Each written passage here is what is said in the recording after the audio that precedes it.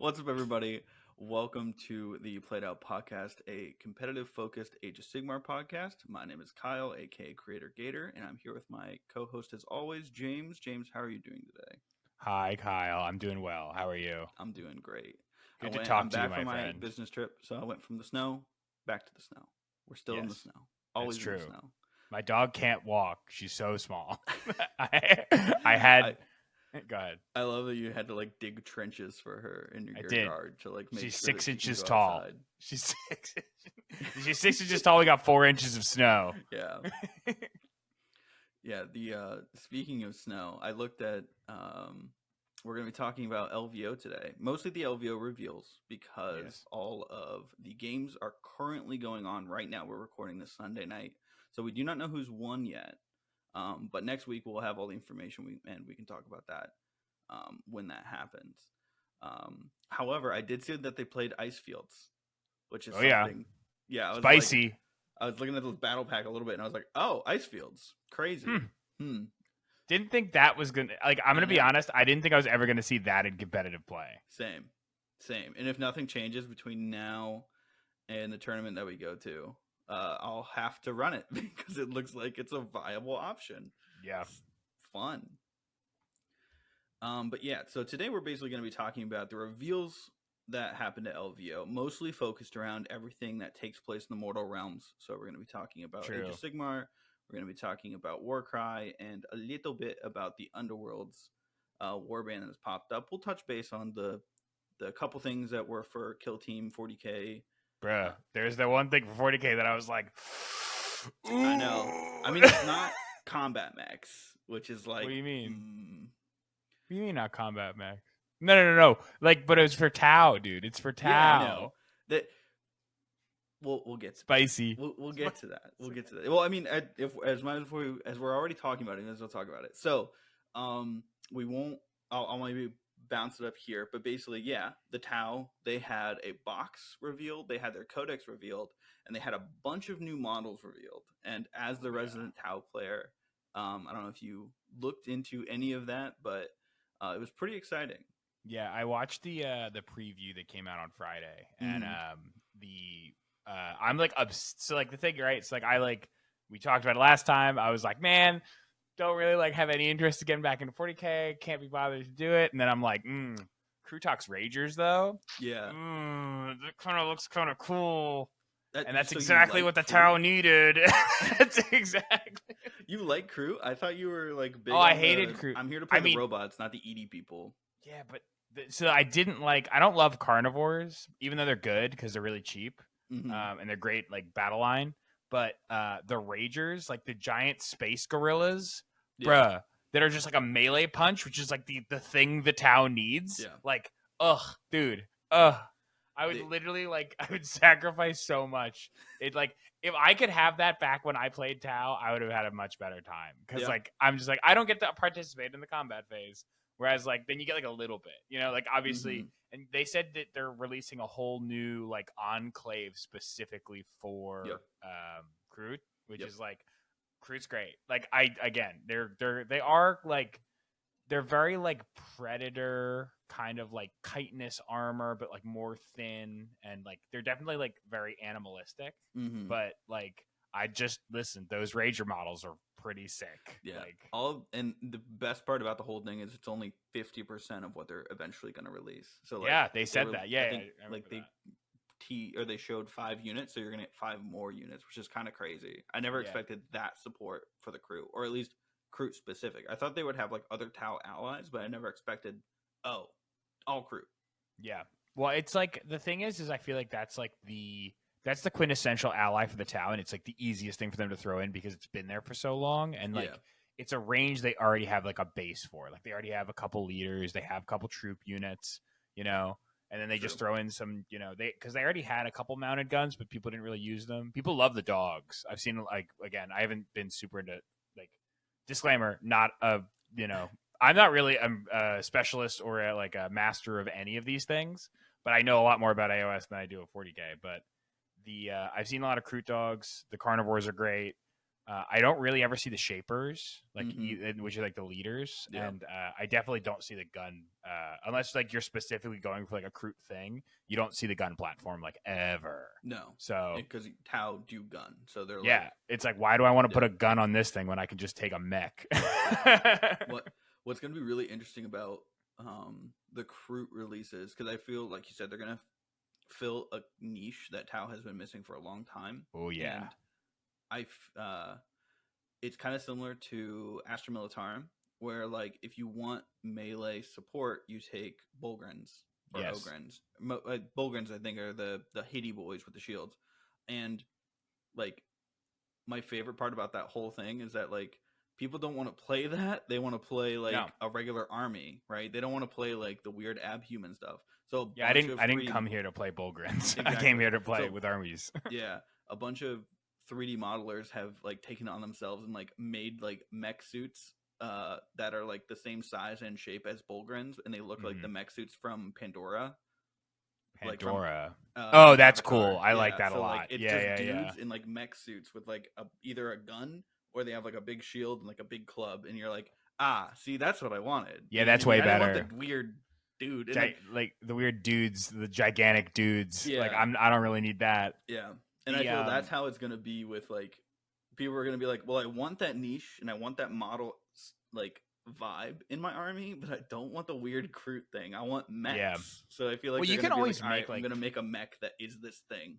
yeah, there's like a big like hitty mech, Yeah. and like people, no one's gonna care. People are really chill about like sub-ins, or like proxies. Yep. Especially with like new stuff like that. Like I'm sure it's gonna be a long time before we see like the Ragers sold by themselves, Yeah. and I It's don't gonna be think in that anybody's box gonna. for Yeah, a long everybody's. time. Yep, they're gonna be like, you can only get them in the box, and they're like, Yep. well, they're pretty sick, and I want a lot of them, so. Yeah. True. True. Um, to jump back over to the mortal realms, we'll definitely touch on the Yes. kill team for a little bit and the Legion, or the Horus Heresy stuff. Mm-hmm. But first, let's talk about the big like AOS one, the Dawnbringer Book 5, Shadow Yeah. of the Crone. So, we're getting a book, the Shadow of the Crone. We're getting the like box, which has Verb. Frethus the Crone Seer and some Verb. models. It has. There. I mean, I'm not a huge Daughters of Cain guy, but it Same. looks. Neither of us. It's all except for one model and kind. I only So really know there's this. bow snakes. That's all I know about Daughters Yeah, of Cain. Marathi and the Bow Snakes. That's all I know about it. That's from the time that we've been playing. That's kind of all that we've heard Seen. about. Yeah.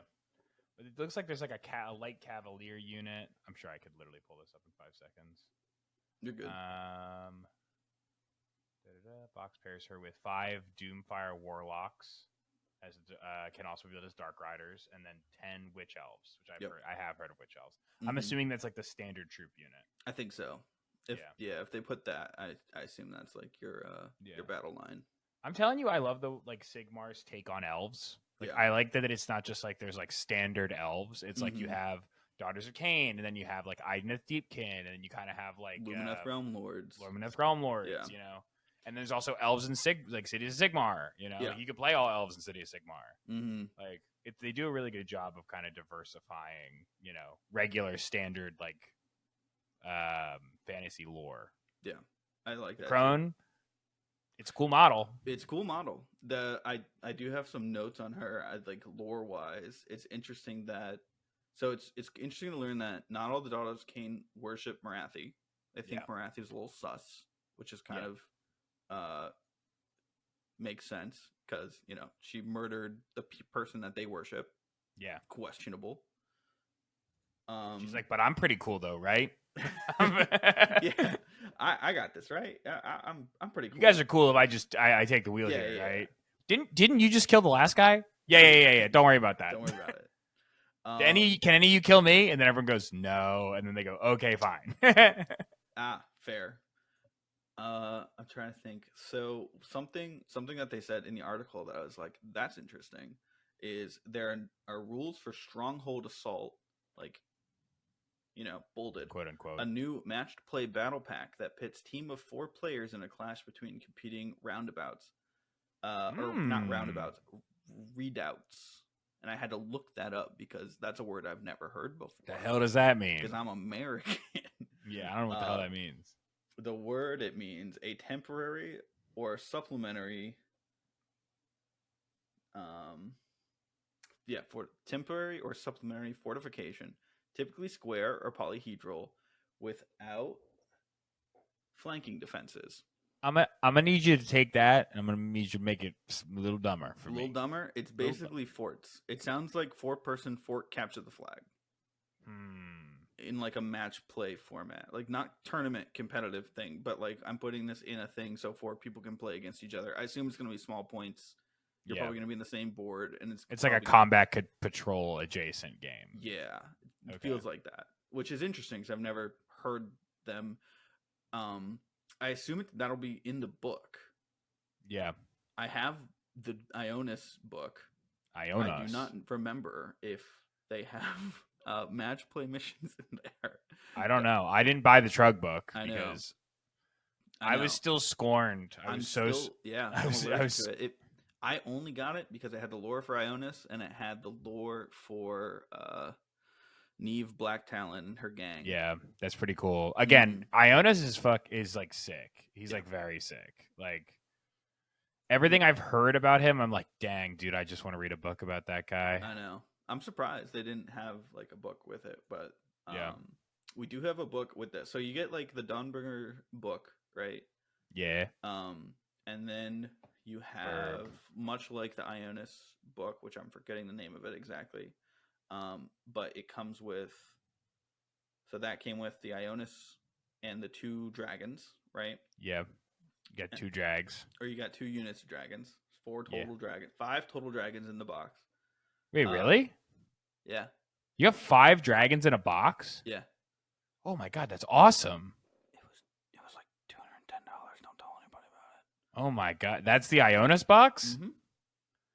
Good lord. Yeah. I think I got my Trug box was way cheaper, but I only got 6. I got Trug and 6 rock guts. So now I'm questioning myself. I feel how much is 2 dragons? Because 2 like the dragons rock guts are like $60 $60 themselves. 100. So like 1 box. Oh yeah, so 1 box of rock guts is $60. Makes sense. Of 3 rock guts. So it's 2 of those plus Trug. No, it was only 3. It was only 3. All right, 100? It was only 3, and it was still around that. It was Ionis and 2. Yeah, Ionis and 2. Okay, that's what I thought. I was like, damn, son, that's a big box. I was like, dang, son. I don't know. I've been like, I have dragons in boxes. Yeah, you're drowning in the dragons, I know. bro. They need to be built and they need to be put on the table and they need to be painted.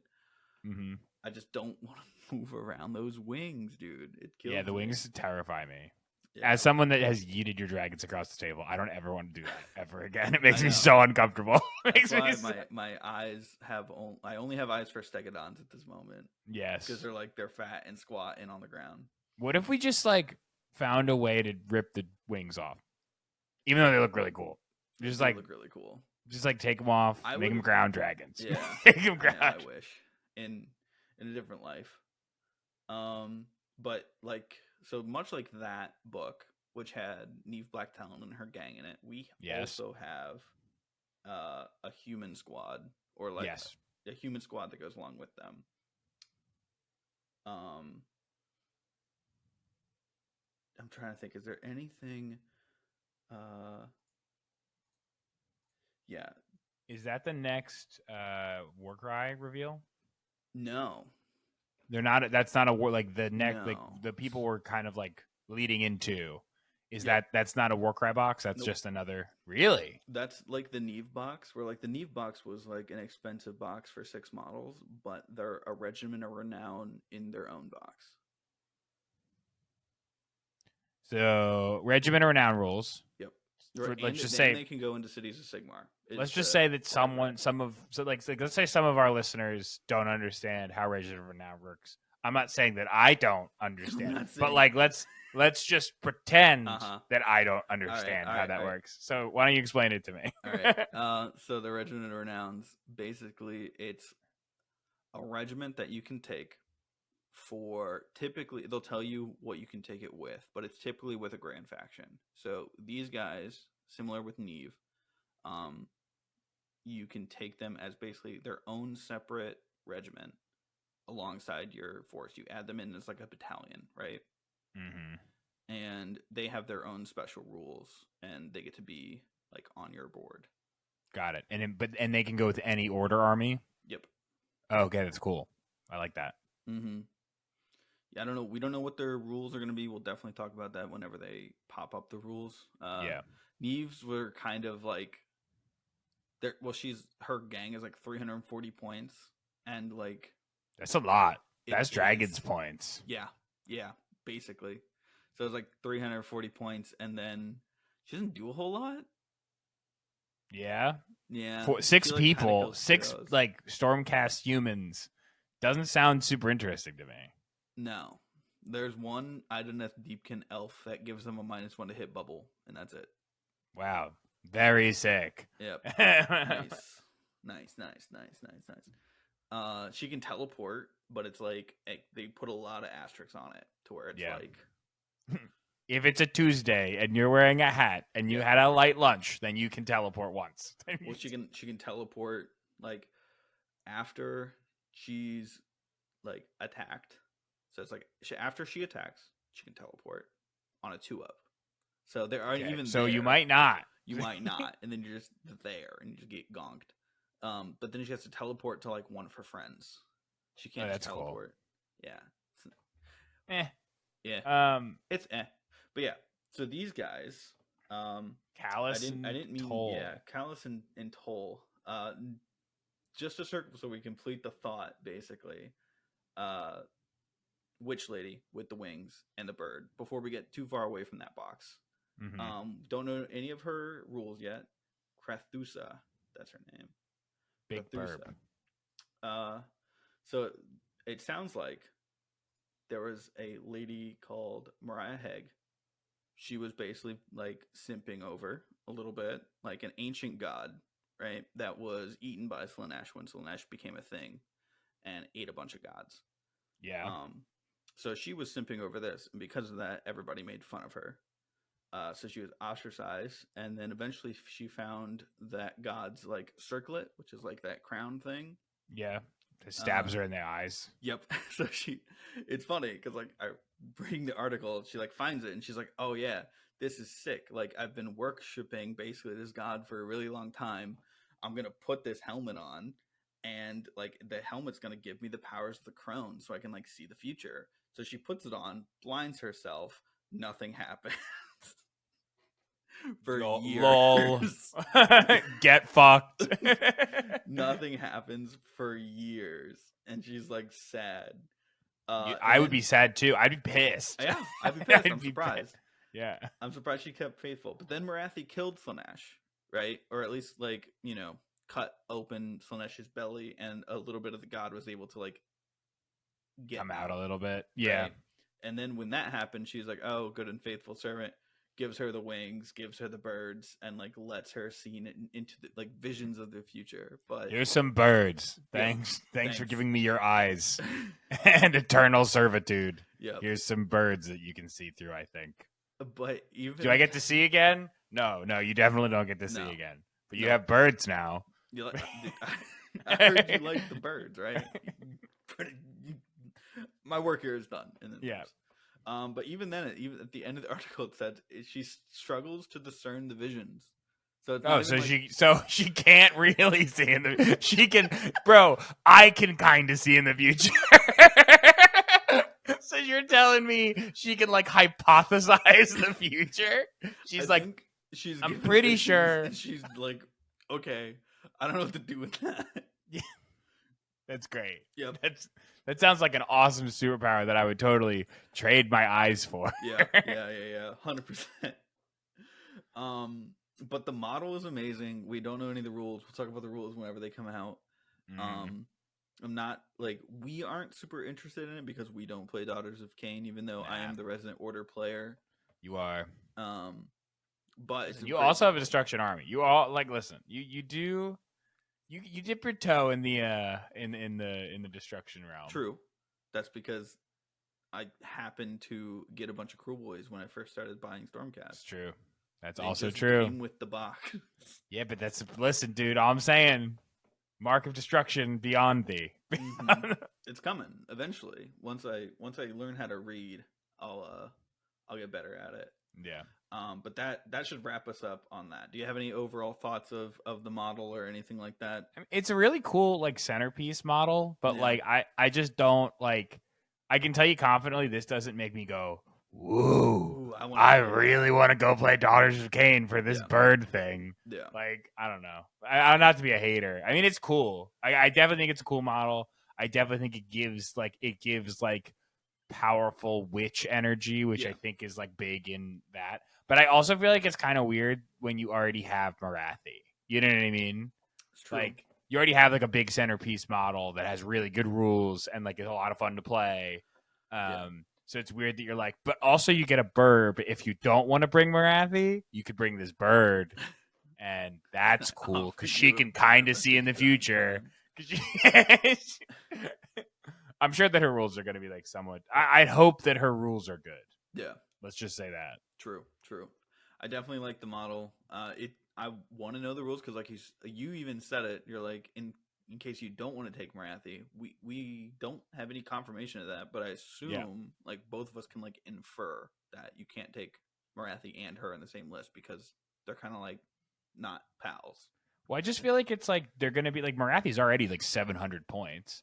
So True. it's like this model's at least like 300 points. You know what I Mm-hmm. mean? So do you really want 1,000 points of heroes when I'm 90% sure this is going to be a buff piece? You Yeah. know, True. True. like True. I bet you it's better than Indrasta. Whatever the rules say, I bet you I bet you the black wings are better than the white wings. they might be. Rest in peace, Yandrasta. I have three of you. I will never put you on the table.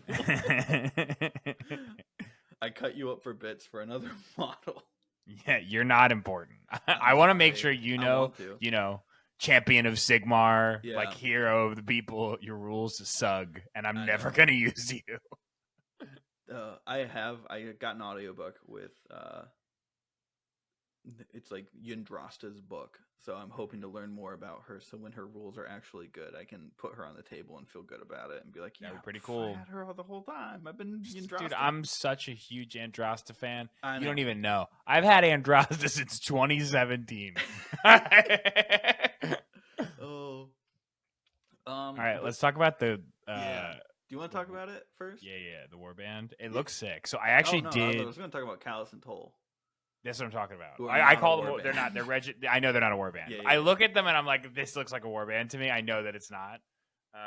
But Callus and Toll, the models are awesome, yeah. and like I love the diversity within the models. Like they're Mm-hmm. very like each one of them like they look cobbled together, which is supposed to be the vibe, but Yeah. that like in a good way, you know? And like I was listening to some of the content both in the preview and then I actually looked up because of the Hammer and Bolter show or episode about them. Yep. Like I was like, oh, I want to know more about the lore. It's awesome. It's so interesting. I'm like, maybe I get a Warhammer Plus subscription now. You know what? If you want to, I definitely because it's like on my list of things because I want to watch the Neve Blacktalon one because I've listened to one Neve book. I have the other book. I have the models.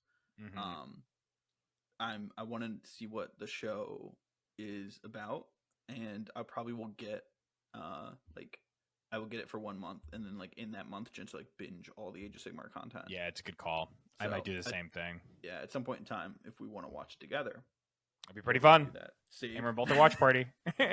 save the $6.99 or whatever it's Yeah, called. 100%. Um, But no, it's really cool. I think that like I like what's called obviously like the witch hunter aesthetic is really cool and it Mhm. like feels very like and I think the people said this in the preview, but like they do a really good job of making it not seem just like old like British. Like it feels like more like honestly like a lot of their armor and stuff like that kind of give me like a more French vibe or a little like further east, you Mhm. know? And it's like it is Victorian, but it's like very like I like the way they did these models. Like Yeah. it's a lot of detail and intentionally. I definitely love what they said about it in both the preview and um, like the website about it, where they're a more like down to earth like version like view of the mortal realms, which I think is really cool because I feel like we're pretty used to seeing the mortal realms through like a god character, right? Yeah. Or like someone who's like post-human, like either it's like Aegis or sorry, it's like Stormcast, or it's like an elf, or like a Sylvaneth, where like you have all of this magic stuff and just so much like above world just a normal changing human's magic. life. Yeah. Yeah. And like this is like, oh, they're people with guns. You know what Yeah. I mean? Mm-hmm. They can kill some rats. You know what I mean? Like they're gonna have trouble with a gang of rats. Yeah, with clan rats, with a lot of clan rats, they'll have problems. There's a game about that. It's called Vermintide. Yeah.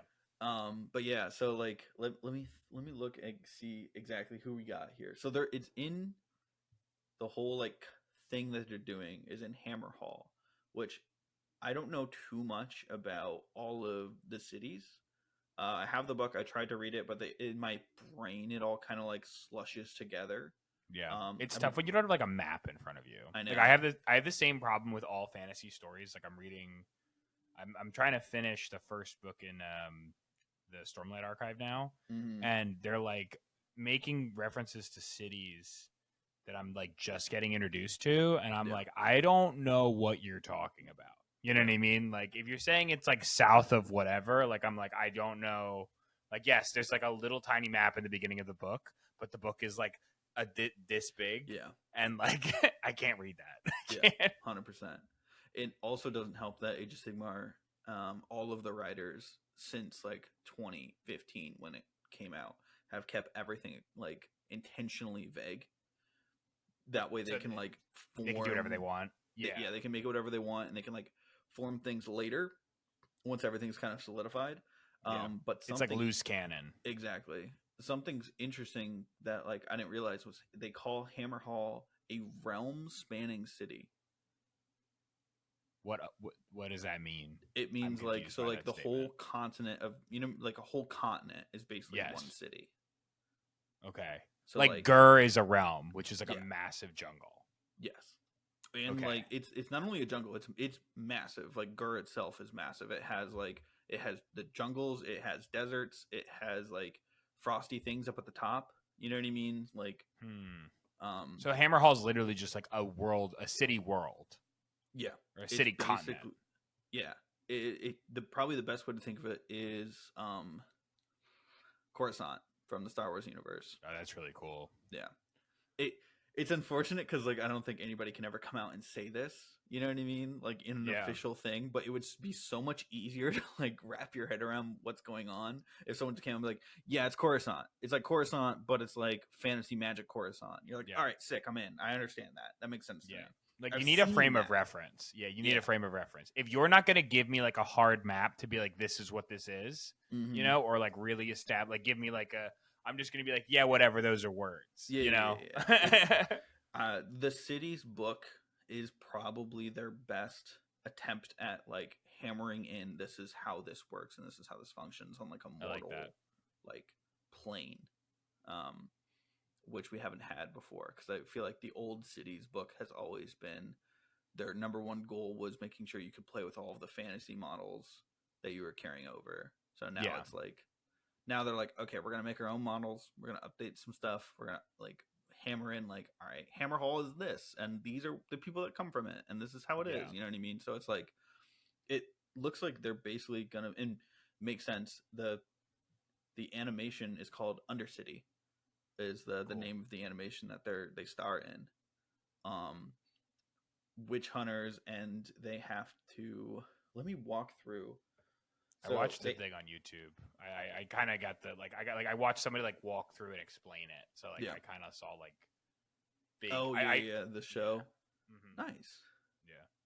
The so let me walk through the models that you get in this box. You have Lissa Ravenna, who is your rogue. Like she's your thief rogue character. Great model. A grappling hook. Yeah, grappling hook looks really cool. You have Mistress Varentia, which the title is the Weaver of Secrets, which I feel steals the show because she has a cat on her base. She's got a cat. It's a big cat. I love, like, it's a hive city, but it has magical elements, and I love the element of this person is powerful because she has A cat. She has Okay. a what exactly did they say? A mythic figure whose name is well known by all of Hammerhall's criminals. All of Hammerhall's criminals. It's a realm spanning city. And she basically has a menagerie of stray cats that live all around Hammerhall. So like this entire realm, and she has like collars on them with these magical stones, and it's the same stone that's in her eye, That's her really eye and her cool. gauntlet. And the gauntlets, they said the gauntlet was given to her by like a mysterious stranger or something like that. I'm sure they'll get more into that in the book. By the way, there's a book about these guys coming out. That's why it's like a thing. Yeah.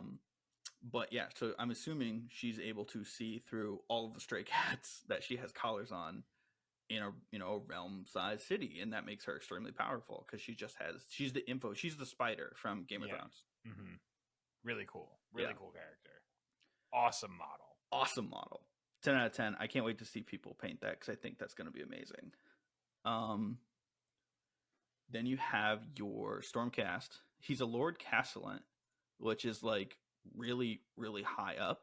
Like, I think basically the top. Like a Lord Castellan is like the which one is what? Which do you bring a Lord Castellan sometimes? Correct. Yes. I can't remember if you ever. What do they do? They have. Let me make sure I'm not, because like there's a Lord Castellan and there's a Lord Celestin. That doesn't get confusing at all. No. Yeah. Okay. It's all right. He's the guy with the lantern. He has a poleaxe and a lantern, and basically the lantern gives, like, can either cause damage to an enemy or it can give you +1 to save. Got it. Yep. And that's you bring and he has also like a Gryph-hound. So it's basically it's a named character, but it's an upgrade. It's like a new Castellan model, Lord Castellan model, because the old one is ancient. I think the first one came out with like obviously in the first edition of Age of Sigmar, but maybe the first launch box for them. He looks really cool. He does look really cool. So, Deb, did you read any of the lore about the key on his back? No. Okay, so this is where it gets pretty cool for me. Tell me about the key. So, he's ancient. So, like this realm-spanning city, Valius was present when they founded it. Okay. Like he's an old dude, right? He carried like the key on his back is called the Clavis Magna, and it's the key to the city. And in their words, he can like put the key into like any threshold in the city and then emerge through any other. So he can teleport around the city. He can teleport around the city. Like he's basically like the highest ranking Sigmar person in the city, in this realm spanning city. And his basic thing is he has the key to the city, which means he can put it in a door, open that door, and pop out of a different door. It's crazy. So awesome. I'm excited for this book because I think that plus the lady who can see everything everywhere is going to make it like really cool. Yeah, they're going to be like a dynamic duo. Mm-hmm. I'm interested to see the rules too, because I feel like it's going to be one of those things like they can like maybe like she scouts someone, she gives you like +1 to hit, and then he teleports you close. Then you can like have a bunch of shooting attacks or something like that. I'm good. I don't have. I'm sorry. I don't have notes for Callus or Toll. I was so obsessed with the dynamic duo of the cat lady, and the Stormcast. I know he was in the show. They mentioned that he was like a footballer. Like he was like a professional sports player that like became a cop.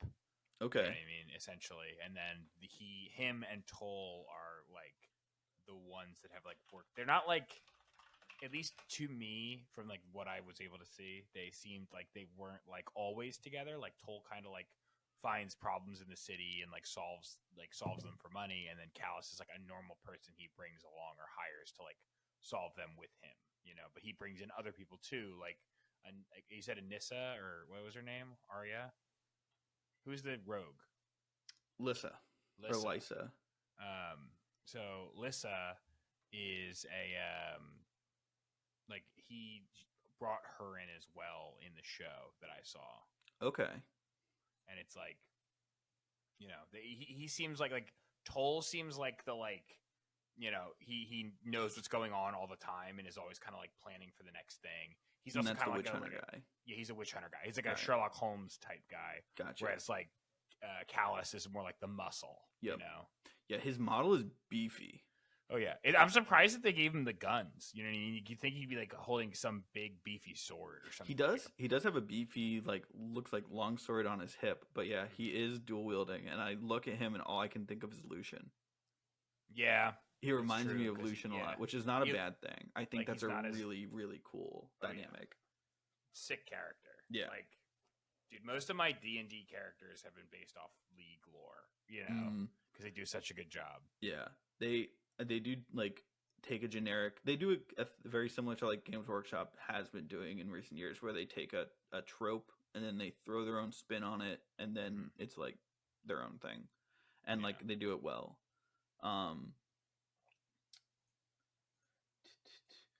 And I think that's it, right? So it's basically it's the squad. It's 5 of them. There's 5. 5 of them in the dog. Oh, it's gonna be so expensive. 5 in the dog, yeah. So they're gonna say 6 models on the box, just like the Neve Talon or the Neve Black Talon one. Dude, the Neve Black Talon box was like $75. Oof. Yeah. Oof. I was quite. I was How like, many I'm not points gonna are get they? that. And then they released the Warcry rules, and I was like, all right, I'm getting that. Yeah. How many points are they? 340. We did talk about that. That's very expensive. I know. It's too expensive to play with, but I mostly got it to play with Warcry because I think like small model count Warcry bands are fun to play with. Yeah. Speaking of Warcry bands, do you want to talk at all about the Warcry box? So we had Night Haunt versus Lumineth Realm Lords, but it's not like your typical Lumineth Realm Lords. It's a new thing. What are they? They're called Yadrillin Riverblades, and that has me excited. For some reason, I lost that article. Give me 1 second. No, you're good. So the big thing about the Yadrillin Riverblades that has me excited, and I'm sure other Lumineth players excited as well. And I'm not a Lumineth player by any stretch of the imagination. I think the whole for me, the way that they're doing the element stuff is kind of a miss. It's not my favorite thing in the world. I feel like there are other better ways to do elements. But we've seen Earth, and we've seen Mountain, and we've seen Wind Spirits a lot in Lumineth stuff, Lumineth models that we have out. And now they're doing these guys are basically water dancers, right? But what's interesting about it to me is it's interesting to take this and do it this way, because if you want water elves, there are already Idneth Deepkin. You know what I mean? So I was like, how are they going to make water elves that are not like Idneth Deepkin? And the answer is Idneth Deepkin live in the sea. These guys do river stuff. You know. There's other water. Joke's on you. Yeah. We're just gonna do the other smaller water. They said that they have their whole goal is there's a river in Gur, and they're gonna try to redirect it. It was supposedly redirected by the forces of chaos in Gur. And now there's a big chaos outpost there, and they're going to go in and basically redirect the river so that it goes and takes out that chaos outpost. But it said that after that they have an ulterior motive, so I don't know what that is. I'm sure they'll talk more about that in the book that you get with it. Yeah. I don't know, dude. I don't like these ones. I'm gonna be real.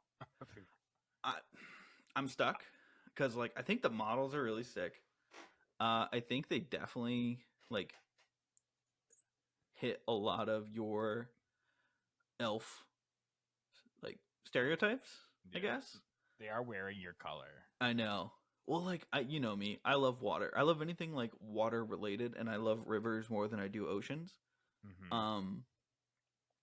So anything river related is I'm very interested. I'm clicking through the pictures of their stuff now, and they have my biggest complaint about Lumineth Realm is they have dumb hats. These guys have cool hats. They have cool hats, but they look like Boy Scouts. They do. I'm not again, like the mask is cool, kinda, but Mm-hmm. like I guess the posing is kind of what's turning me off. Yeah, Like, they have like people had been talking about like they look like a Blood Bowl team, which I think is not the aesthetic of that you want in like a war game specifically. You know yeah, what I mean? Um, they're much more like they jumping around and like fluid, which is like man, that's you kind of have cool. to be into it. I don't know, dude. I just like I definitely think that this definitely hits a mark. Mm-hmm. I just don't think this is a mark that I find. Uh, I don't like it. I don't like it. I don't know. I don't That's like fair. dancing Boy Scouts. I don't like Do dancing. you like the Oh yeah. Oh flame yeah. guys more? Oh yeah. Oh yeah, Yeah. dude. Yeah, dude. I love the spooky, scary skeletons. I'm a huge fan. The fucking I fire ghosts. yeah. Their lore Fucking was really interesting because it was basically like they mentioned it multiple times in the article and um in the broadcast that they did on Twitch, but it was basically like they went through what their jobs were and what their yeah. jobs were in their life, like their That was really previous cool. life, and why Nagash is punishing them. And it's all just because Nagash is like a salty bitch, Yeah. basically. Yeah, it's like they're like cuz they're like people that were either like the general one is like a priest, and Mm-hmm. then like the ones that are swinging the fire are like people that lit candles, and there's Yeah. like the white ones were like, you know, they're grave robbers, Yeah. or something. Like it was some combination of those three. Yep. 100%. There was like um the interesting one was like anybody who was trying to like preserve souls or like potentially send souls to a different place that wasn't Nagash. He's like absolute spite on your name in your afterlife. You're gonna be burning forever. How dare you? How Which dare you take my souls? Those are my souls. I know it's I killed those people fair and square. Those are my souls. I killed them. Nagash is a really interesting model, and I know Nagash has a like so much lore when it came to like the old world before it switched over to AOS.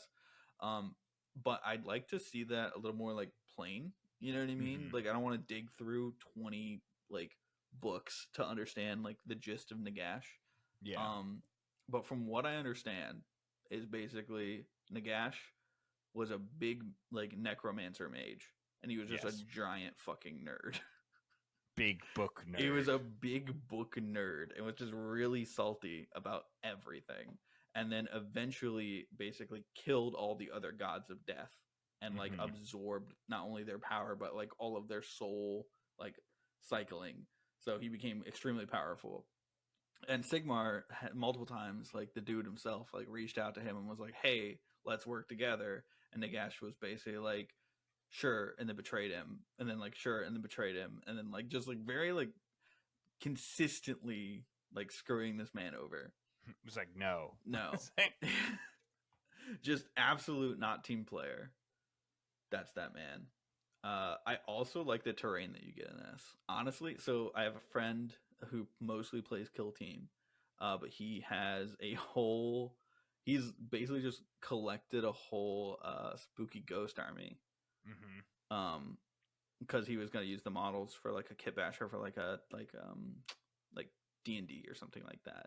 Yeah. And I'm waiting to play Warcry with him at some point in time. But like like their Warcry rules kind of suck. So I'm hoping these Warcry rules are good because I might get this box, split it with him, take the elves, and take the toad. The toad.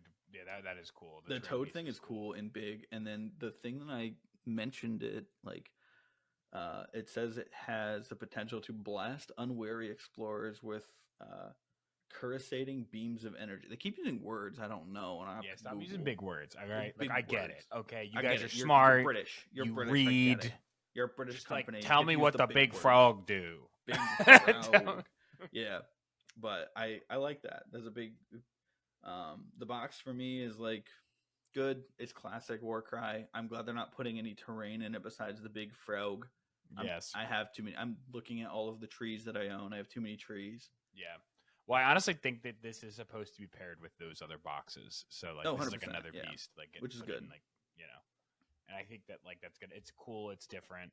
I also hope it kind of brings down the price a little bit. Me too. I know, because like Yeah. I don't really want to buy trees anymore. I just kind of want to buy the new models. Agreed. Maybe we make it like $150 or $125 and get out of here. Yeah.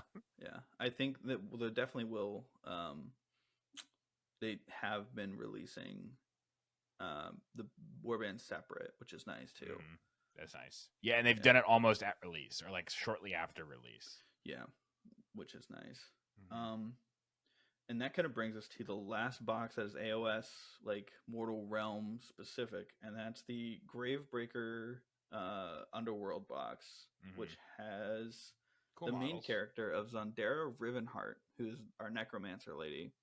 And she's basically trying to save her love, Fairlane, who's the monster guy. It's basically Beauty and the Beast, except she's like looking for a way to help out her lover, who's currently in the state of this beast crazy thing, through necromancy. Cool. As one does. Yep. Mm-hmm. And then she has a couple servants. I have their names. Their name is Pick, Toil, and Cracktomb. Love it. The box is like I really like that. I think like that whole theme around it is really cool. I had a whole Warcry warband. It was basically very similar to that, where it was like a necromancer lady who had just an army of undead people and was like funneling magic into her to keep her youthful. Yeah. So I love this aesthetic. It's just in an Underworlds box, which I can't care less about Underworlds, unfortunately. Yeah. I like the dog. Yeah. I like the dog. I also like the zombies are cool too. And I like the models. I like the models in general. I like the vibe. I just don't really play Underworlds. If I'm playing a small skirmish game, I'm playing Warcry. Yeah. That's the biggest miss for Underworlds is the fact that it's on a hex grid. Yeah. And I don't like this and this whole team, like I get it. Like you want a team to be smaller so that the game is smaller so it's less expensive so more people play it, right? Yes. But like you have 5 models here, which is kind of annoying because they can't really go into Warcry because like your typical Stormcast list is between 5 and 10 models. And 3 of these are zombies. And 3 of these are zombies, right? Which are like 55 points in Warcry. Yeah. So how much special stuff can you dump on them? So that means like that's kind of like been really annoying for Underworlds in general is they don't fit well into either of the other games. So there's not a whole bunch of cross pollination when it comes to the models in the other games that you play with them, which is like really sad because I think they have some amazing models. I agree. They do a good job of like refreshing making the line look cool and having like good unique models. Yeah. But it doesn't translate well. No, it's a board game, and they tried to. It's like a board game deck. It's a board deck building game that happens to have really cool models that represent your pieces. Yes. And if it was any other company or any other game besides Games Workshop, they would just have tokens, or they would have like little cardboard cutouts, or like bad models that represent your guys, and nobody would, everybody would be like, it's a game, right? Yeah. But because it's Games Workshop, they have fantastic models. Just in this game that is hard to sell to anybody else. You know what I mean? It's hard to tell as like a normal board game. Yeah, it's a normal board game. But they keep, and I'd be absolutely fine with it, but they keep pitching it as it's a competitive game. And like, I think any game can be competitive technically, but they put it's a like the premier competitive like fantasy game on the market. And I'm like, it's kind of is it though? I know. Don't get me wrong. They had Underworld at their world event, and I'm sure it was great. I'm sure people had a great time. You know what I mean? It just doesn't have a lot of people playing it. Yeah. Which, I mean, I don't really know anybody that plays it like all the time. No. We spend a lot of our time in multiple game stores in the area, and I don't know anyone that plays it. I've never seen anybody play it. I know people that have played it, or like people like own warbands and like would play it, but like I don't know like anyone that like follows the hobby that currently plays it. I actually just got the Calthea, and then they had a Crowboy like dual box, right? And I got that because it was on sale somewhere, and I wanted the Calthea minis because I'm doing the dumb thing of collecting Stormcast minis. He loves them Stormcast minis. I think they're cool, and I like them. I like the characters. They keep putting out content, and I like it. And then I get them. Then I'm like, oh, I want that model. The models, and I'm like, I'm never gonna use this. Yeah, I know the rules in AOS are booty butt, but the rules in Warcry for Calthea are amazing. Mm-hmm. She has the Lord Imperator's rules, but it's better. It's cheap, or she's cheap. Yeah, the Lord Imperator is 240. She is 210. So she is 230 points cheaper, and therefore you bring her for the ability, and she goes in the list. Yeah. That is what it is. It is what it is. But that brings us to the end of the AOS reveals. We'll quickly go through the other reveals. Yeah. And then I know they made another announcement, which kind of like has, because the competitive community is focusing on the games, it's kind of gone a little bit under the radar. I've heard a little bit of discussion online about it, but I'll have you tell us about that once we get there. So the other reveals that they had the kill team, which was very cool models. Very cool models. It was Chaos, or no, it was Chaos Space Marines, but it's like a specific chapter. Yep. It's Night Lords. It's Night Lords. Yeah. I watched a Bricky stream while they were doing it, like today, while I was like cleaning the house, and he absolutely like busted a nut just thinking about these guys. Yeah. But they have revealed these guys before, so that's not specifically new. The new models were Mandrakes. The Mandrakes for Drakari. Yep. Which was great because like the old Mandrake model looked like gross. Yeah, these Mandrakes are sick. They look really good, and like it's interesting that they're doing this with Kill Team, and they kind of have done this before for AOS, where like they release. I feels like they're releasing a 40K set, but giving it Kill Team rules and putting it in a Kill Team box. But like that's a 40K set. You know what I mean? Like the Mandrakes are one unit. It's not like you have. It's not like a specific Kill Team in the sense where like they have different models and they're different bases and they all have different names and they all do specific things. You know what I mean? Like there's been a couple Kill Teams like that, and there's been a couple Warcry warbands like that. There's also been like the Space Marine Scouts, and that is where you're going to get the first Space Marine Scout unit. And then this is basically that, which I like. I like that. I love the idea of you can buy one box and play, these smaller games. Yeah, I agree. And it's nice that they're kind of spreading the love to Kill Team a bit, and giving them these like big kind of things. The only bad side is, and this is exactly what happened with the Astromil's Harm, was the Kazarkin debuted in Kill Team, and then just happened to have the best rules in the entire army. Oh, really? And they were new, so you could never buy them. They were immediately sold out, and then they were always off shelves because there's 1,000 million Imperial Guard players. Mm-hmm. So now you had this like Kill Team specific set that everyone was buying for the big game, 40K, and it's like you literally can't play Kill Team because you can't get it. Exactly. Yeah, if you only played Kill Team, it feels like they're catering to a bigger audience, and I feel like they do that a lot with Warcry and AOS too, where it's like, hey, they understand most people are going to buy this for the big game, right? Because there's just more players. But definitely, if you're only interested in the small game, it's a lot harder to get it. Yeah. True, but I'm happy. I'm always happy when the small games that are like this get love.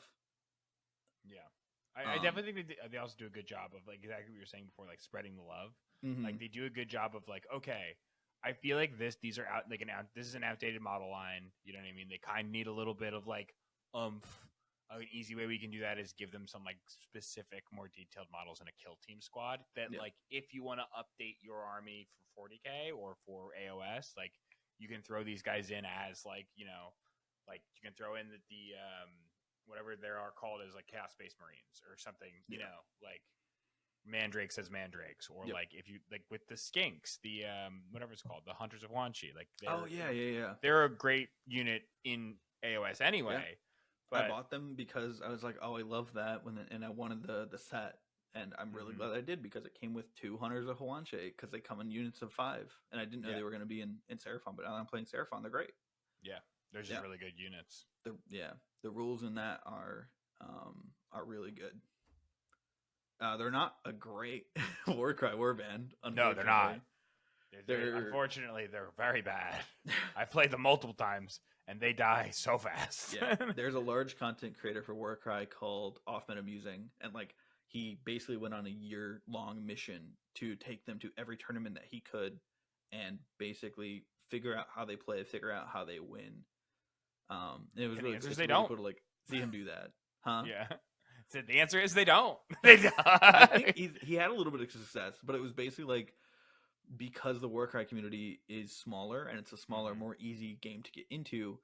You'll have people who like, oh, I've played this game for like a couple months, like on and off, and I'm going to a tournament. Where like he has an entire YouTube based on how to play competitive Warcry. He's like a much better pilot than 100%. 75% of the people he's going to run into. Yep, he's beating people because he knows how to play the game, not necessarily because it's a good unit. Which is like that's good. That's what you want to see out of a competitive game. thing. You know what I mean? Yeah. And then the last preview that we have for this was for the Horus Heresy, which is one of those things that like you and I, it's the farthest thing from our mind. We don't think about that ever, right? However, I think this model preview is the overall winner for this whole preview. Yes. Because it's like a whole range refresh. And previously, these things were all Forge World resin, which is, you and I know, is the worst thing ever in quality. Unusable. And like gettability. So the fact that they're like, oh, we're going to do that whole range in plastic and you're going to be able to buy it in a big box. You know what I mean? I think that's like a massive win for absolutely anybody who is like plays that faction in 30K. Yeah. I would say it's very equivalent to the Kroot thing, but I think it's even more because not only they're adding, I think the Walker might be new, but they're taking the old Forge World kits and making them in plastic instead of getting rid of them, which is like, I think it's a better way to do it. Oh you yeah, know? You already like accepted models. You already kind of have rules for them. You maybe give them an update, but like, honestly, everything I love the troopers in this unit look awesome. You know? Yeah, they do. Yeah, and the tank, the Lehman Russ looks awesome. Yep, they had like a transport. They had the Lehman Russes. They had the Walker. They had all the little dudes. The Walker kind of looks derpy. I'm not gonna lie. The Walker. It looks kind of derpy. It looks like an armless dreadnought. It does look like an armless dreadnought. It looks like they didn't finish it. You know what I mean? Like they were like, all right, we got the torso and the legs. Yeah. You think it's good? We ship it like that? And they're like, I think we ship it like that. I think we ship it. Yeah. And then they had the Malcator tank, which, as everybody has said, is probably going to Ford. Like, that is a unit that you can play in 40K. And it's probably going bye-bye. It's probably going to Legends, which is absolutely fine by me. I don't think I never ever want to see a Forge World model that's impossible to get and is stupid expensive be the competitive meta. That is like my least favorite thing in the world. Yeah. So I'm happy that it's probably seeing a Legends thing and it's going to live permanently in 30K. Let them enjoy it. It's for them. Let them have their fun. Yeah. I don't want the shitty model where I like to play. I like it in the place that I don't they're touch. A new model. They're getting a new model. That's model. really cool. They're gonna love it. They're gonna love it. I repackaged it. I regifted it. I regifted the Rust. No, if you want to talk about regifted, we can talk about the old world, which I never want to talk about the old world on this podcast. I want to specifically avoid the old world because the old world is in its like this is its moment. You know what I mean? I'm just gonna let everybody who enjoys it enjoy it, and then I'll probably have comments about it afterwards. Yeah, you mean I just saw that too. Why is that like popping back up? They basically re-released the rules. They made new models for specific units, like their launch faction, but they made new models, not whole new ranges. So, like, even in the launch box that they're selling, these are ancient. These are like 20-year-old minis. Remember how I was complaining about the skinks because they're from 2002? Yeah. These are like, that's the selling feature of these. They're like nostalgic and fun because they're using, like, I think they were cast recently, right? They're using old molds for these old ancient miniatures. That's so funny. I know. You know what? All of those like 30, like, I'm 32. You know what I mean? Like, Mm-hmm. I'm in the demographic that kind of like would have been able to grow up with With Old fantasy, World. like Warhammer Yeah. Fantasy when it was a Mm-hmm. thing. You know what I mean? So like, I'm sure if I was in that exact community, I would be in the same spot they're in, when they're like, oh my gosh, I get to play with like all my new, like my crazy old stuff that I have all my childhood memories, and like I lost my first tooth while I was building this model. You know what I mean? It's So in the resin. in the resin, yeah. So good for them. I'm glad they're having fun with it. You know what I mean? But the rules definitely are in that, like, it's complicated because they want it to be complicated, because they want Yeah. it to be a specific thing, and the models are ancient. So I can, like, besides the nostalgia, and yeah, I know.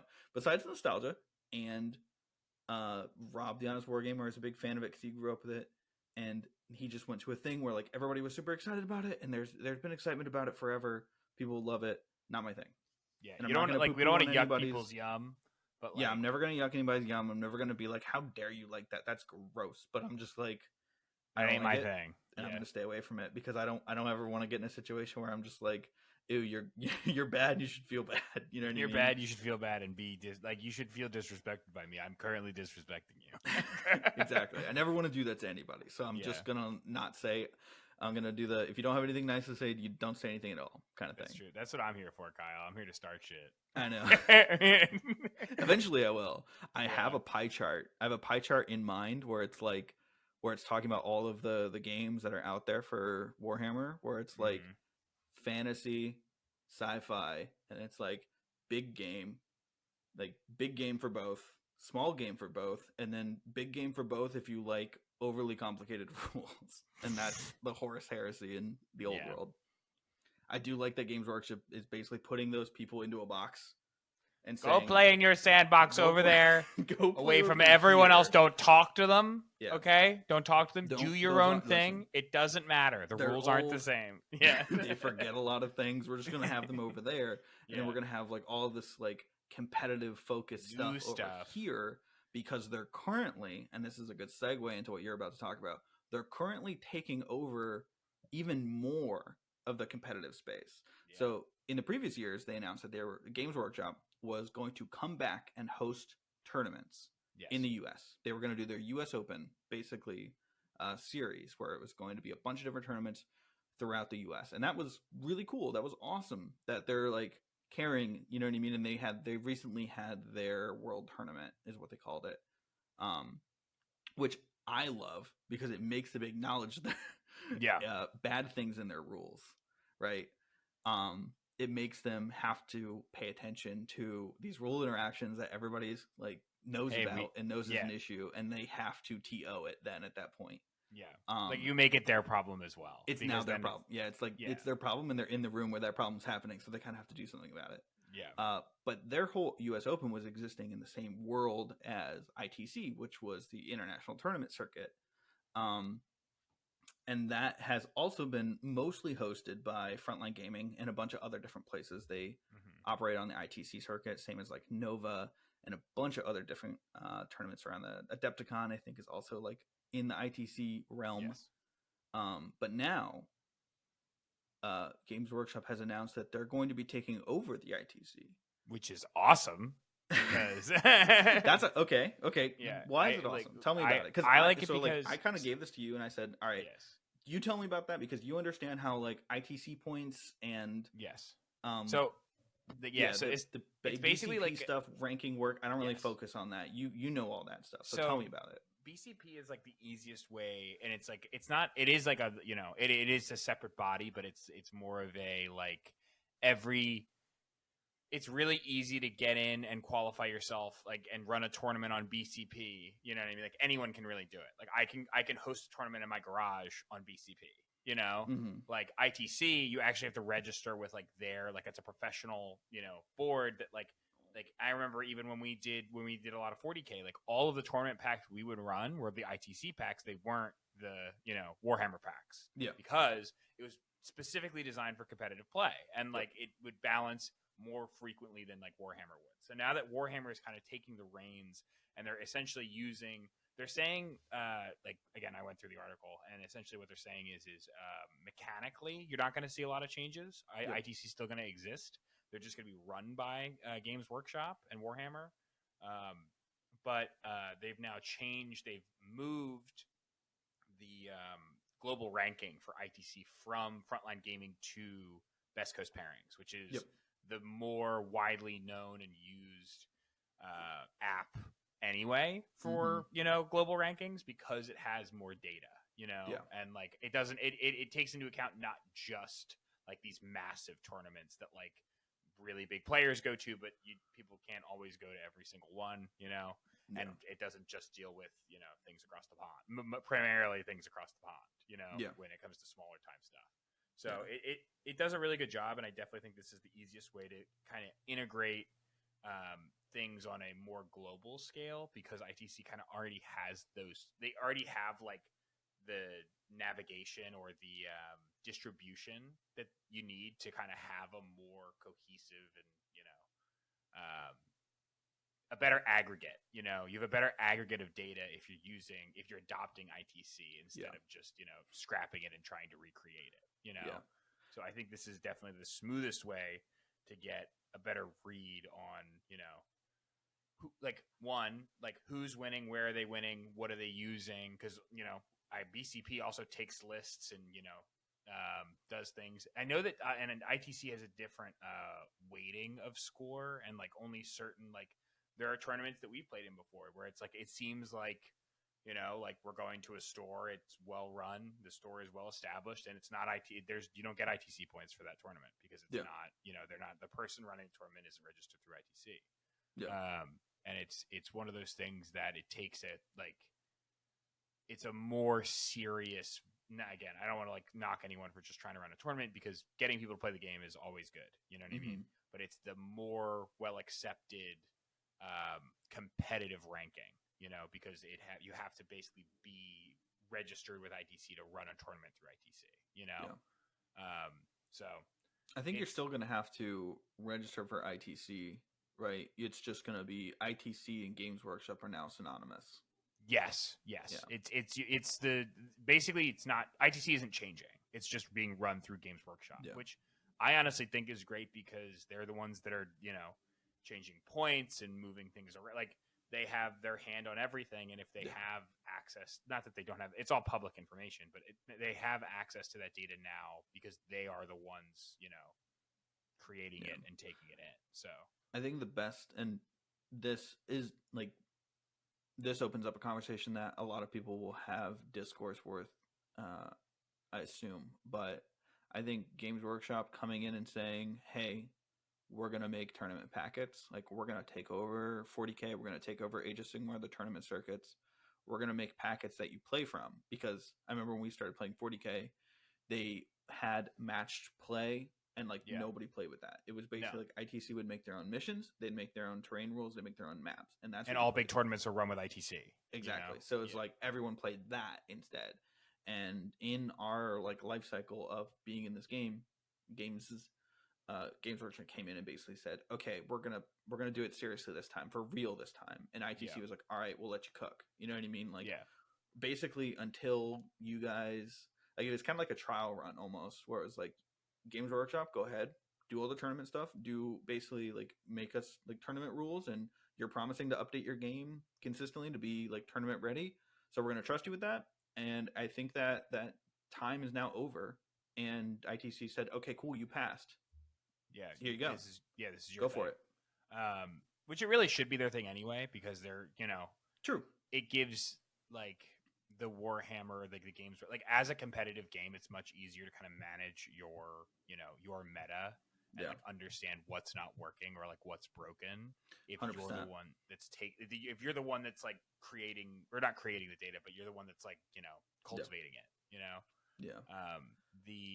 In addition, it's like, what's interesting is like, especially moving from 40K to AOS, like I don't really, other than the having your scores and stuff like that post on ITC. Like we use Warhammer tournament packs. You know what I mean? Like we're using the General's Handbook that Games Workshop came out with. We're 100%. not using an ITC. Yeah. Which I think is maybe that's to speak exactly to your point. Like that's they're like, okay, you're running competitive play now. You know what I mean? Like let's see what you do. And it's at least in Age of Sigmar, which is what at least I have more comfortable. Like I'm more comfortable talking about that in the state of that ITC and that. Like Warhammer's been doing well. Like I think like there's obviously some problems with the current General's Handbook. Yeah, Merciless Blizzard. But like other than that, it's it's fun, fun and balanced. Fun and balanced. Fun and balanced. 14 mortal wounds. Fun and balanced spell. We love it. Fun and balanced. Listen, everyone can take it. Yeah, 100%. Like Math it's like for blockers. You gave everybody a nuke, and that's fine because everyone has. No, everyone's got a nuke. Yeah, you know what I mean.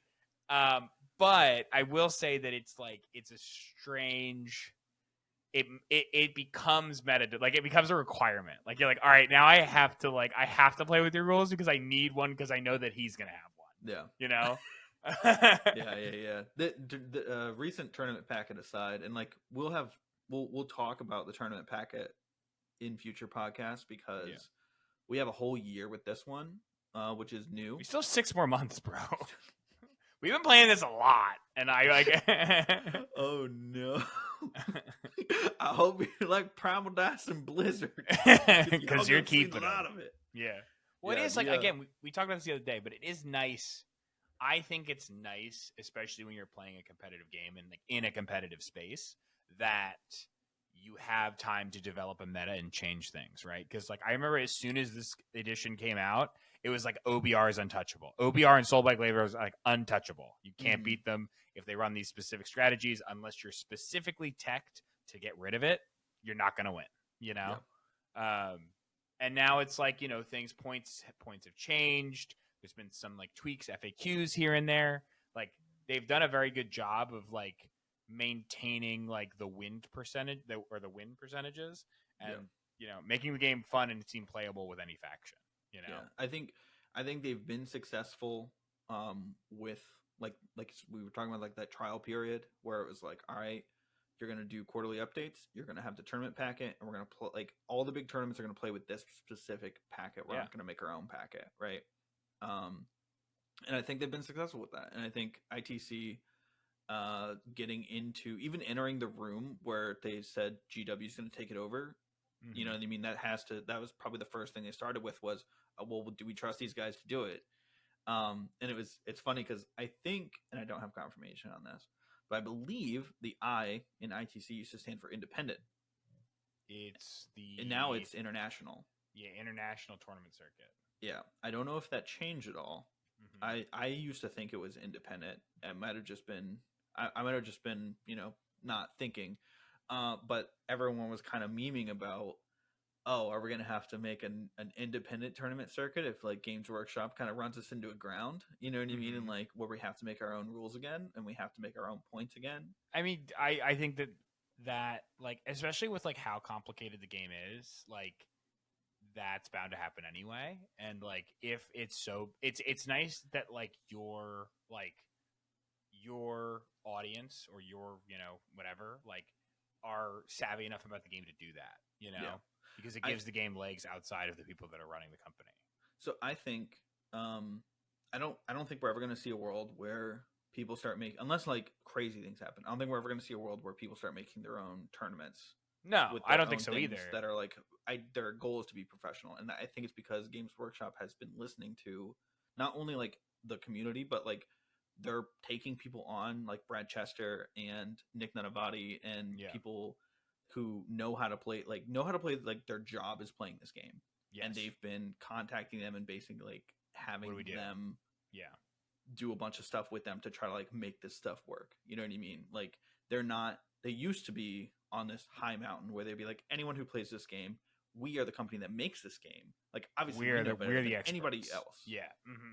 And now they're kind of like have taken a big slice of humble pie and come down and like, to the people in the mud to like talk to us about like, why Eldari have like an 85% win rate or something like that. Well, You you know have what I like mean? literally infinite hours of people like Yeah. playing this game, Yeah. doing all the interactions, like Yep. you know. And I think combining ITC and BCP and like basically saying there's going to be like the more they can, and like this is my big thing when it comes to specifically war games, like tabletop war games.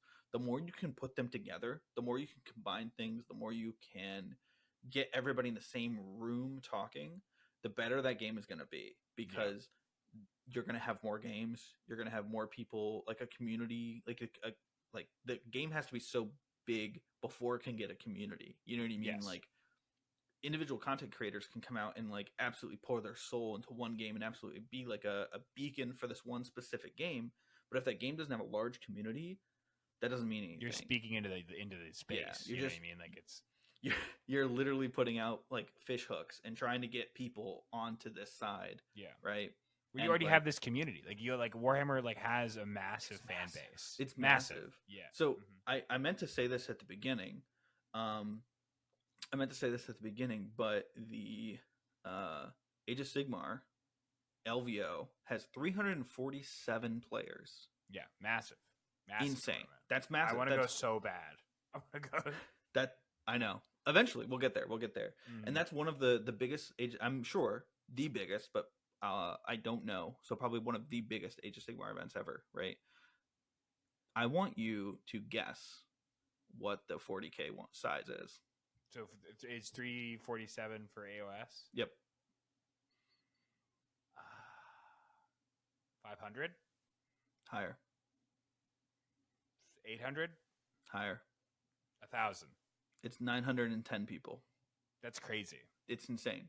And like 40K was always big. 40K was always the biggest, right? It's always the biggest person in the room because, you know, it's so deep, right? Mm-hmm.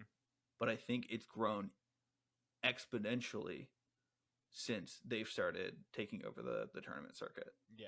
And they've turned it into a competitive game. Yeah. Like exactly what you were talking about before. Yeah. You know, like they changed it from like a, hey, we're just going to sell you these cool models to have these cool interactions to, okay, like people are trying to take this seriously. So let's try to take this seriously. Yeah. And like make a competitive game and balance it in a way where everyone's going to have fun. And it's not just going to like feel bad because, you know, someone's using the broken thing that we never fixed, you know?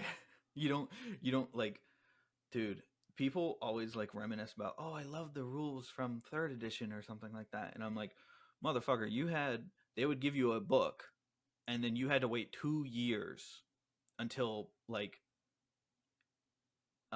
text imperfections, or like I'm trying to think of like the right word for it, but basically if they messed up the rules in the text, in the book, written in the text, you're not going to get an update for that text for 2 years. No, if you're lucky. Yeah.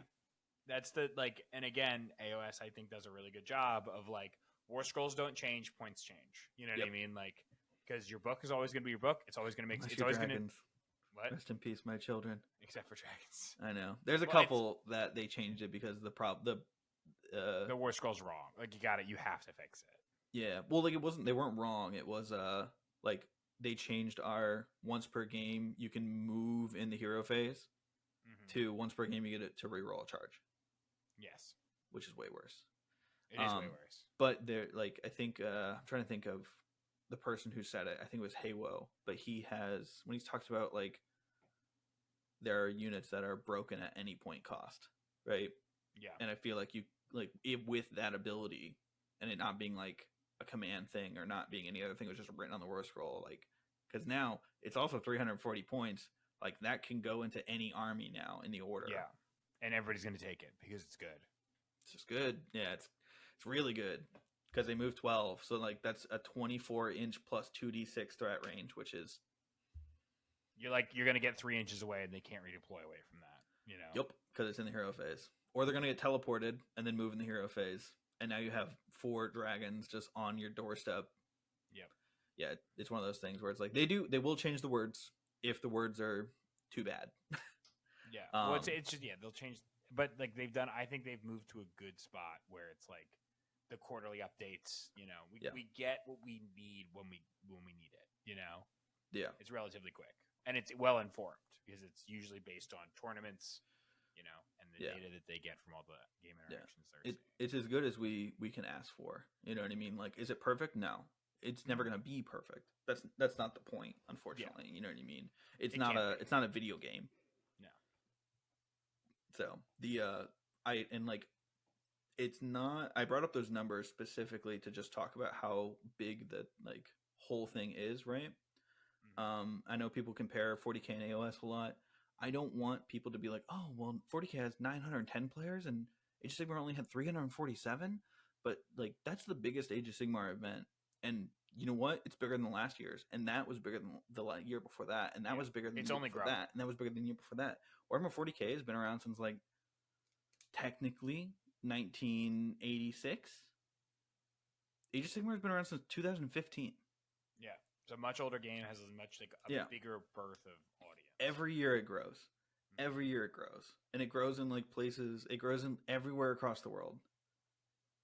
So, yeah. It's a great game. That's why we play it. That's why we talk about it. That's why we're here. That's why we're hosting a competitive focused podcast. And I think that's a good place to call it. James, do you have any final thoughts about anything that we revealed at the LVO reveals specifically? I don't know, dude. I like Crute. I'm starting to get out. Oh, no. I know. You just sold your hotel. I know. I'm not gonna do it. I'm not getting back in.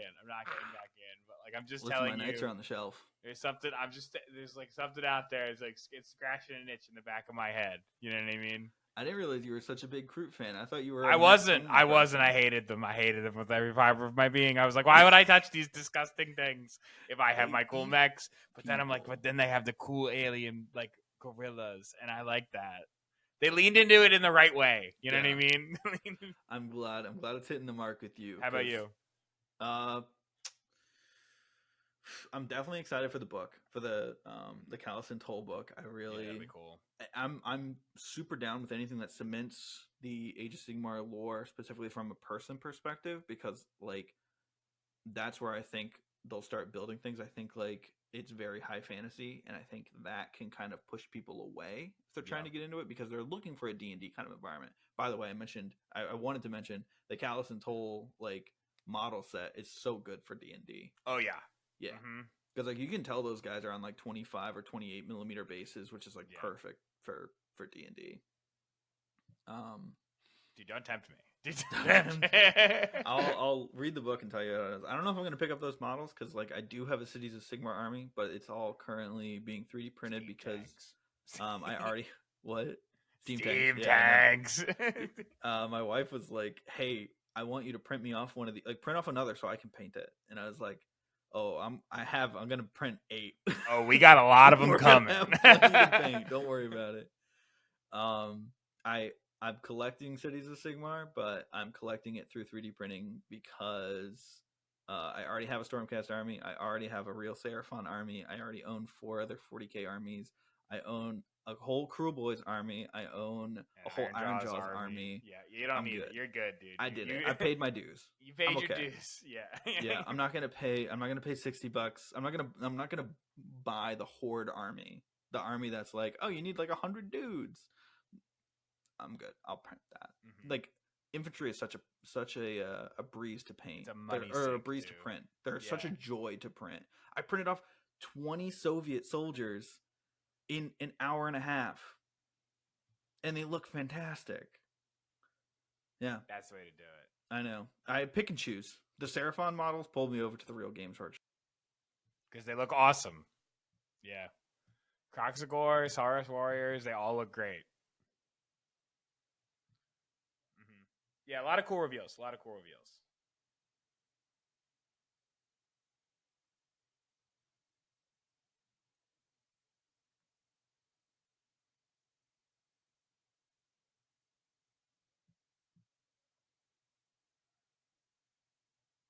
Yes.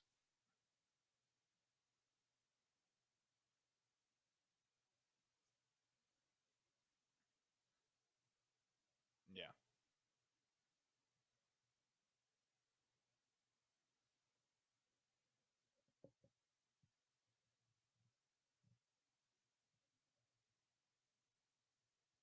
I like this. I like that. I like this. I like that. I do not like Bird, but I kind of like Bird. That is a nice cat. I like cat. I like dog. I like.